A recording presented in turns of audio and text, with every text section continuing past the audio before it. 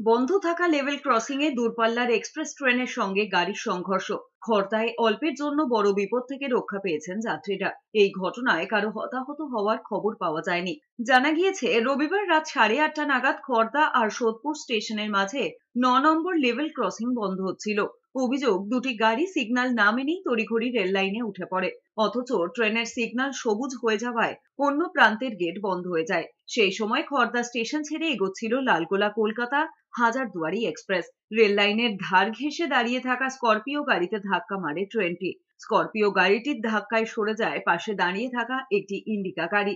বিপদের ইঙ্গিত পেয়েই তড়িঘড়ি গাড়ির যাত্রীদের নামিয়ে আনা হয়। থমকে যায় ট্রেনও। পরে দেখা যায় ইন্ডিকা গাড়িটির তেমন কোনো ক্ষতি না হলেও স্করপিওটি একাংশ দুমড়ে মুচড়ে গিয়েছে। ভেঙে গিয়েছে পিছনের কাঁচটিও। রাত 9টা 20 মিনিটে গন্তব্যের উদ্দেশ্যে রওনা দেয় ডাউন হাজারদুয়ারি এক্সপ্রেস। এই ঘটনা প্রসঙ্গে পূর্ব রেলের মুখ্য জনসংযোগ আধিকারিক কৌশিক মিত্র বলেছেন, সিগন্যাল না মেনেই গাড়ি দুটি রেল লাইনের ওপরে উঠে পড়ে, তাতেই এই দুর্ঘটনা।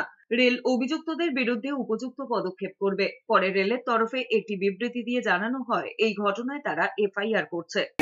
এই অফিসারটা আমাকে হাত দেখালো, বললো যে পার হয়ে যাও। আমি তখন আসছি, তখন এক নম্বরে 2 নম্বরে ট্রেন সিগন্যাল পাইনি, দাঁড়িয়ে রয়েছে। আমি আসি, সিসিটিভি ফুটেজেও দেখতে পারবেন। আমি এই পর্যন্ত 3 নম্বর পার করে চলে গেছি, গেটটা তখনও খোলা ছিল। তারপরে যখন 4 নম্বরটা আমি ক্রস করছি, 4 নম্বরটা যখন পার করছি, আমার সাথে এই ড্রাইভারটাকে দুজনকে এখানে গেটটা করিয়ে গেটটা ফেলার ওখানে সিগন্যাল দিল, গেটটা ফেলে দিল।